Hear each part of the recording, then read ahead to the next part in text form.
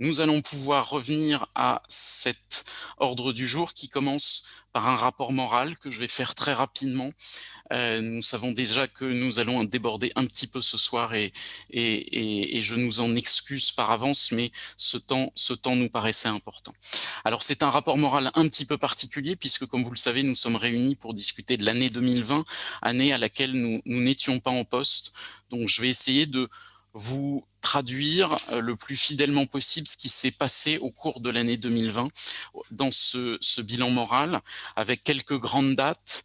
Évidemment, les championnats d'Europe de Liévin, ça a été rappelé hier dans le bilan de la direction technique nationale, avec d'une part la compétition pour les équipes masculines et féminines qui ont obtenu une médaille de bronze sur les championnats U15, et puis mars, le mur, le blackout avec ce premier confinement et l'arrêt de toutes les pratiques.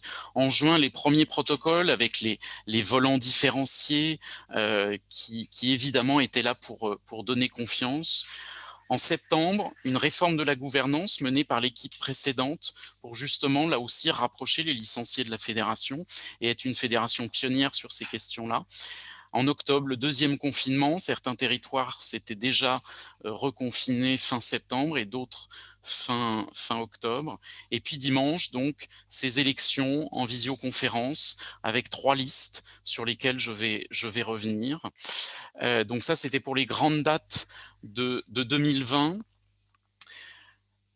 Le Covid et ses conséquences, bien évidemment, sur les interclubs avec la saison blanche qui a été décrétée très tôt, au mois de mars, euh, et le fait d'imposer une reconduction en l'état des interclubs régionaux et départementaux.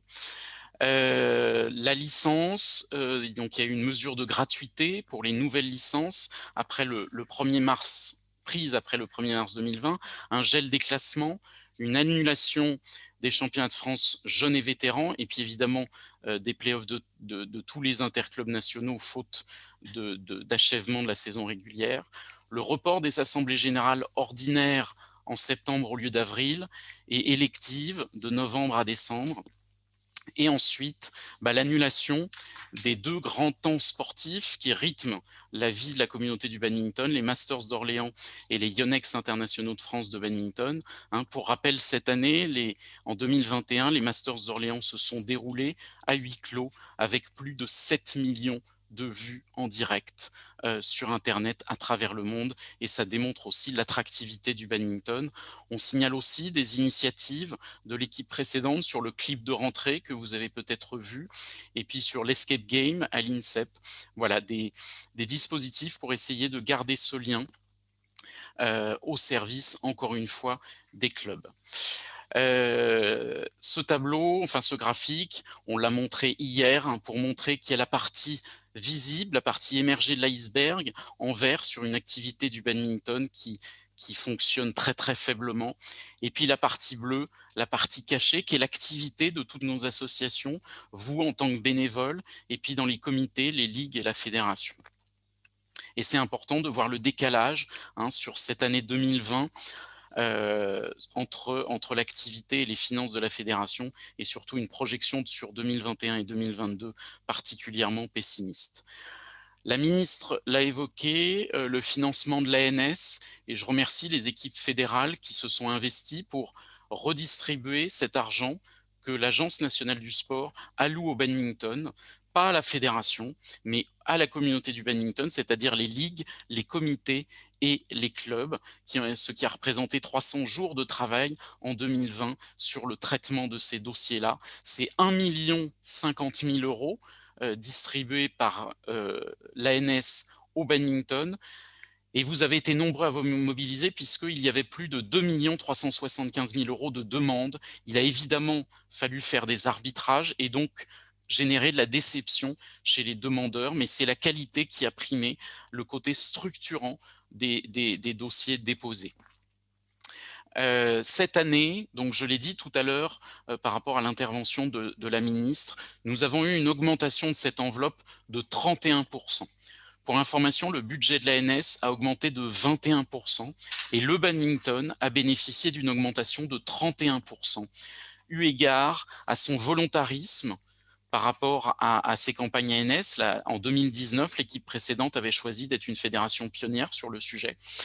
Et puis par rapport aux valeurs que vous portez au quotidien sur le terrain. Donc c'est 1 400 000 € qui vont être répartis cette année. La campagne a ouvert le 9 avril et se terminera le 10 mai.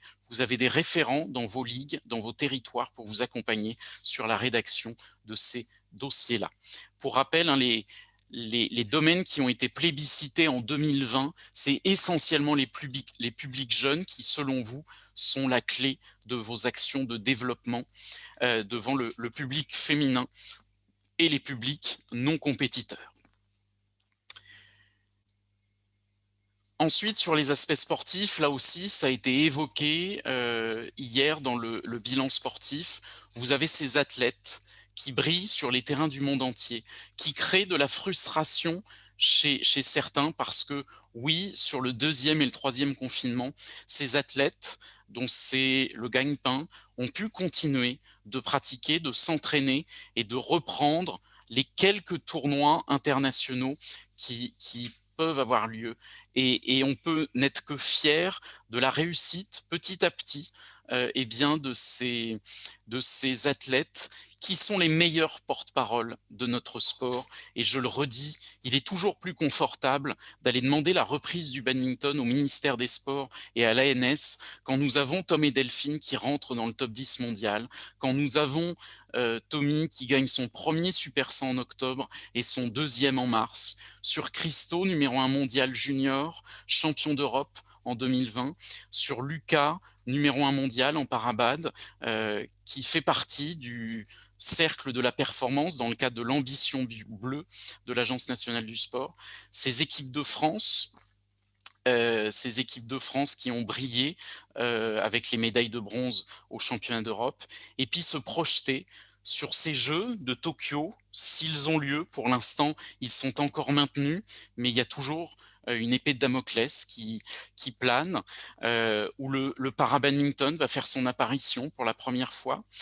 Les gymnasiades, donc ces Jeux olympiques scolaires en Normandie en 2022, les Jeux de Paris en 2024, les Jeux de toute la France, olympiques et paralympiques. Vous avez peut-être vu cette semaine la célébration J-100 pour les Jeux de Tokyo, avec pour la première fois une équipe de France unifiée, valide et para, où vous avez pu voir 3 athlètes du badminton sur les 27 qui étaient présents dans la campagne de communication des comités olympiques. Ça démontre avec Tom, avec Delphine, avec Lucas, eh bien, le dynamisme et le succès indispensable pour la légitimité et la crédibilité de notre sport aux yeux des décideurs. Et puis on n'oublie pas non plus 2025, un événement majeur pour le badminton, puisqu'après 2010, nous accueillerons de nouveau les championnats du monde en France. Une réforme de la gouvernance donc, qui a été menée par l'équipe précédente en septembre 2020, avec donc les parties en blanc, qui sont les nouveautés, avec donc un conseil exécutif qui remplace l'ancien conseil d'administration et le bureau fédéral. Il n'y a plus de distinction. Le Haut Conseil, présenté par Pierre-Emmanuel hier, qui vient là dans le contrôle et l'évaluation du bon fonctionnement de la fédération, et puis la démocratie participative qui va être mise en place grâce à l'action du Haut Conseil, avec parmi les évolutions portées dans cette réforme, une réforme des règles électorales, un scrutin mixte entre 19 places au scrutin de liste, 2 places au scrutin plurinominal et 1 place au scrutin uninominal, le médecin fédéral, des critères d'éligibilité sur le scrutin de liste, la création du Haut Conseil avec 7 collèges, les anciens élus de la fédération, les élus des ligues, des comités, les athlètes de haut niveau, les officiels techniques, les personnes en situation de handicap et les encadrants, et malheureusement pas les clubs, ce qui fait partie des choses que nous avions pointées dans cette réforme de la gouvernance. Des limitations aussi sur la démocratie participative, 5000 signatures minimum, 3 fois par an, qui étaient des limites auxquelles nous ne souscrivions pas. Et puis votre rôle, vous, en tant que représentant des ligues, votre rôle doit être renforcé. Vous n'êtes pas juste des personnes qu'on réunit une fois dans l'année pour lire un rapport d'activité de 180 pages et voter pendant le temps d'un week-end. Vous êtes plus que ça. Vous êtes les représentants au sens littéral du terme de vos territoires et des licenciés qui le composent. Dans les nouveautés aussi, l'inscription de la responsabilité sociétale des organisations dans les statuts, on l'a évoqué hier, et puis la loi qui va évoluer, la proposition de loi portée par les députés de la majorité sur la démocratisation du sport, avec dans la réforme de la gouvernance, eh bien un vote dans les AG électives au minimum de 50% pour les clubs, et non plus seulement les représentants des ligues comme c'est le cas aujourd'hui. Et puis une inversion du calendrier électoral que nous allons porter. Aujourd'hui, c'est les comités, puis les ligues, puis la fédération, et il nous semblerait opportun de l'inverser. Et puis la limitation des mandats qui sera imposée par la loi à 3 mandats pour la présidence de la fédération. Sur l'exemplarité, la ministre l'a rappelé, en septembre 2020, la fédération a signé une convention avec l'association Colosse au pied d'argile qui nous avait beaucoup émus par son intervention à la fin de l'Assemblée générale de septembre, par justement les dégâts que peut faire le sport quand il est pratiqué dans de mauvaises conditions, sans les valeurs. Le dispositif d'honorabilité des bénévoles qui découle de toute cette vague autour des violences sexuelles dans le sport. Donc on vous annonce que Agnès Chaquin et Mathieu Marie sont chargés auprès du ministère sur le dossier honorabilité des bénévoles, et puis Audrey Legrand en tant qu'élu et Cyril Gombrowicz en tant que professionnel référent sur les violences sexuelles. C'est important de connaître vos interlocuteurs sur le sujet. Pour terminer ce bilan moral, après on passera à un vote test pour vous permettre de tester la plateforme de vote. Voter ce bilan moral qui, encore une fois, se veut le reflet le plus objectif possible de cette année 2020. Et puis, on passera aussi à la validation très formelle des 2 derniers procès-verbaux des assemblées générales de septembre et décembre 2020. Donc, un petit mot quand même sur l'avenir. C'était l'objectif d'hier, samedi, de se projeter collectivement sur l'avenir en termes de projet, parce que c'est ça qui nous rassemble aussi, c'est le projet pour le badminton français. C'est pourquoi on est ensemble au sein de cette famille du badminton fédéral. Et donc, vous avez à la tête de la fédération aujourd'hui une nouvelle équipe. Qui dit nouvelle équipe, dit nouveau regard, mais dit aussi un temps de rodage. On ne va pas se le cacher, on n'est pas parfait, on apprend tous les jours dans l'exercice de nos missions. Et je sais que vous êtes nombreux à nous dire qu'on ne va pas assez vite, mais croyez-nous, on y met tout notre cœur, toute notre passion pour servir le badminton français. On fait de notre mieux et que rapidement, on soit les plus opérationnels possibles pour répondre à la fois à la crise actuelle, mais aussi aux enjeux de la décennie qui vient, comme on l'a évoqué hier. Dans cette démarche de structuration, eh bien, il y a des recrutements. Le DTN a été annoncé hier. Il va travailler, Jérôme Careil, sur la restructuration de la direction technique nationale. Donc, ces fonctionnaires d'État qui sont mis à disposition de la fédération pour accomplir les missions de service public autour du haut niveau et du développement des pratiques pour tous. Et puis, la nomination d'un DG pour être un capitaine à bord du siège fédéral. C'est aussi se réinventer, savoir innover face à la situation actuelle, un souci de transparence. Si aujourd'hui on diffuse cette assemblée générale sur YouTube, si depuis 4 mois on essaie de vous communiquer beaucoup de choses, beaucoup de contenu, eh bien c'est pour permettre à chacun des licenciés de prendre conscience de notre utilité dans votre vie à vous. Même si on vous paraît parfois très éloigné, c'est vous permettre justement de vous sensibiliser à l'utilité de la fédération. C'est cet équilibre entre performance sportive et performance sociale, mais aussi de vivre une aventure humaine collective au sein du badminton dans ce monde associatif. Vous dire que cette semaine, c'est révélateur, le badminton a été 3 fois dans l'équipe. Donc ce seul quotidien sportif de la presse écrite, eh bien c'est quand même pas rien. Une première fois sur une interpellation que nous faisons à l'attention des candidats à la présidence du comité olympique et sportif français pour porter en particulier des questions sur l'utilité sociale du sport. Ça a été le projet autour de l'insertion professionnelle des jeunes dans les quartiers à travers les soft skills, les compétences qu'ils développent sur les terrains de sport, en partenariat avec l'Association nationale de la performance sociale du sport, dans laquelle siégeait Nathalie Huet sur l'Olympiade précédente et Sylvain Benaïm désormais. Et puis la nomination du DTN qui était donc reportée sur l'équipe hier. Et puis un dernier point sur le changement de scoring, vous l'avez certainement vu sur les réseaux sociaux, la Fédération internationale pour la 3e fois revient avec ce projet de scoring au meilleur des 5 manches en 11 points, donc 3 sets gagnants, sur lesquels nous allons vous proposer dans les semaines qui viennent un débat avec des gens qui sont pour, des gens qui sont contre, et vous permettre vous aussi de vous faire votre idée sur quelque chose qui impactera évidemment nos compétitions. Donc voilà le bilan moral que j'ai souhaité vous faire sur cette année 2020, en espérant avoir été le plus fidèle possible à la réalité. Donc je vous propose maintenant de passer la parole aux techniciens de la plateforme électronique qui nous sert pour les votes électroniques et qui va justement vous présenter un petit peu notre fonctionnement aujourd'hui. Merci. Donc, bonjour à toutes et à tous. Je vous invite, pour ceux qui ne l'ont pas encore fait, à vous connecter sur Quizbox pour les votants. Donc, pour ce faire, je vais vous partager dans la visioconférence l'écran tutoriel. Donc, à savoir, utiliser de préférence votre smartphone pour vous connecter. Donc, pour ce faire, ouvrir une nouvelle page Internet dans votre navigateur. Dans cette barre de recherche, vous allez taper donc qb.live. En tapant qb.live et en validant votre recherche, ça va vous ouvrir directement donc, la page Internet avec une jeune femme avec un pull jaune, dans laquelle vous allez d'abord renseigner le code online. Donc, le code online, c'est le code à 6 lettres qui vous a été communiqué par mail. Donc, à savoir pour vous le FGNSJP. Donc, une fois que vous avez tapé FGNSJP, vous validez en cliquant sur la flèche orange.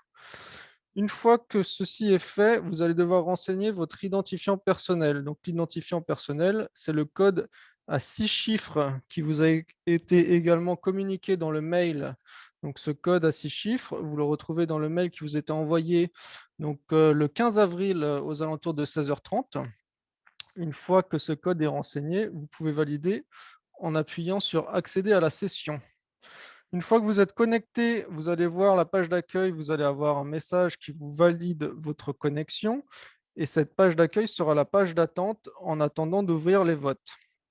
Donc, dès que le président va annoncer l'ouverture d'un vote, vous allez pouvoir utiliser votre outil de vote pour voter, bien différencier la visioconférence sur votre ordinateur et le système de vote sur votre téléphone.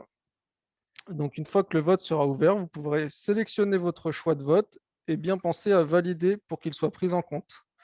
Une fois que votre vote est pris en compte, vous n'avez plus rien à faire, sauf si vous souhaitez le modifier. Tant que le vote est ouvert, vous pouvez modifier votre choix de vote. Pensez bien à revalider pour que la modification soit prise en compte. Donc, je vous invite dès à présent à utiliser le système de vote pour un vote test. Je vais donc procéder à l'ouverture du vote test et vous pouvez utiliser directement votre système de vote pour procéder au vote test. Donc, à savoir pour, contre, abstention, vous sélectionnez votre choix de vote et vous validez ensuite en cliquant sur le bouton vert qui est situé juste en dessous. Dans la visioconférence, nous partageons pour chaque vote l'écran des votes. Vous voyez donc en direct l'évolution des votants. 120 votants représentant un total de 625 voix.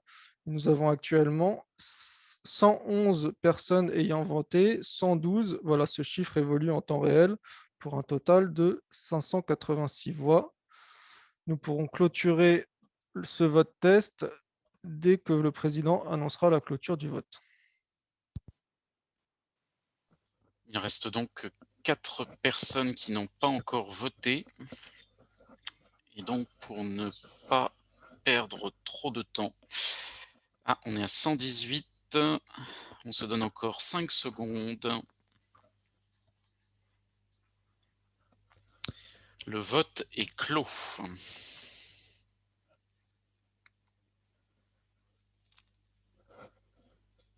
Donc voilà, sur ce vote, vous avez été 87,2% à voter pour, 12,8% à voter contre et 99 abstentions pour ce vote test. Donc j'espère que les deux personnes qui n'ont pas pu voter sur ce vote test vont pouvoir rapidement réaliser ce travail. Nous allons donc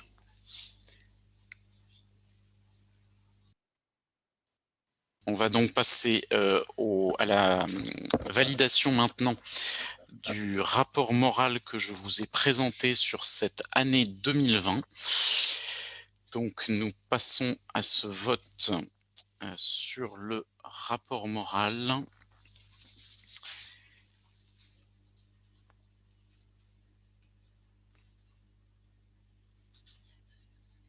Le vote est ouvert.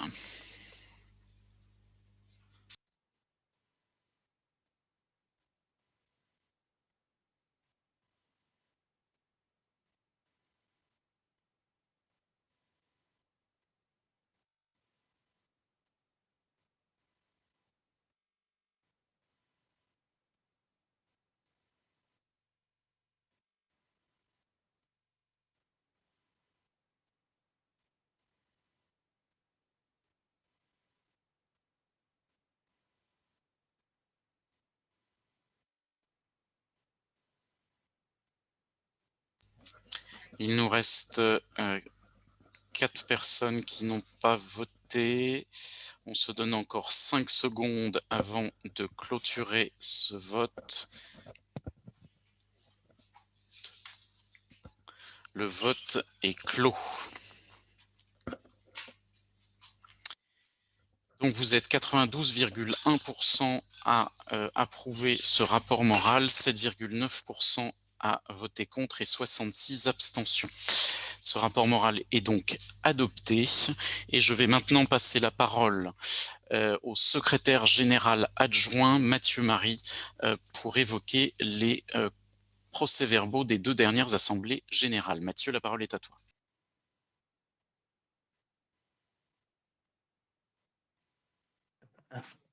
Voilà, c'est peut-être mieux si si j'ouvre le micro. Oui, pour revenir donc sur la validation des comptes rendus d'assemblées généraux, pour cette édition, nous avons 2 comptes rendus à valider. Tout d'abord, celui de l'assemblée générale ordinaire du 12 et 13 septembre dernier, ainsi que celui de l'assemblée générale élective du 12 décembre dernier. Donc qui ont tous 2 été rédigés par l'ancien secrétaire général, Jean-Michel Richard. Donc maintenant, nous allons pouvoir procéder au vote et commencer par le compte-rendu, du moins le procès-verbal de l'Assemblée générale des 12 et 13 septembre dernier. Merci Mathieu. Donc sur ce... Alors, nous vous proposons donc sur le procès-verbal des 12 et 13 septembre 2020 d'ouvrir le vote.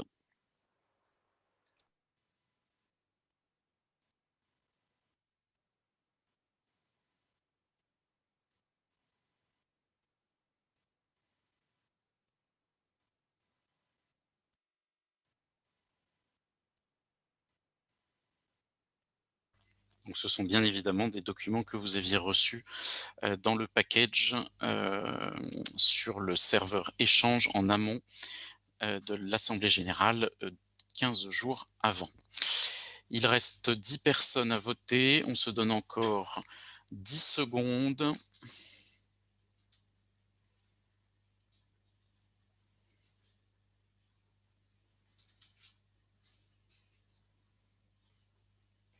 Le vote est clos. Et donc, ce compte-rendu de l'Assemblée générale des 12 et 13 septembre est approuvé à 97,7% avec 91 abstentions. Nous allons passer ensuite à l'adoption du compte-rendu de l'Assemblée générale élective du 12 décembre. Le vote est ouvert.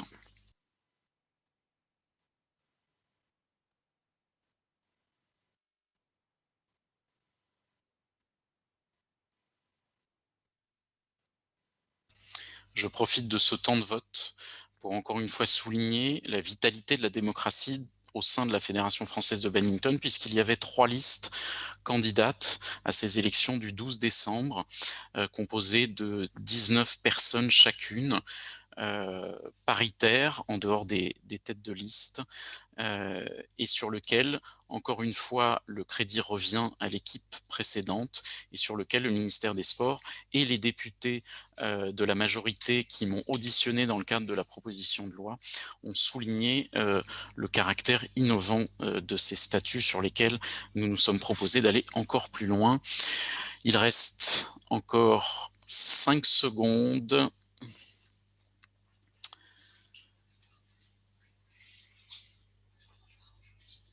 Le vote est clos.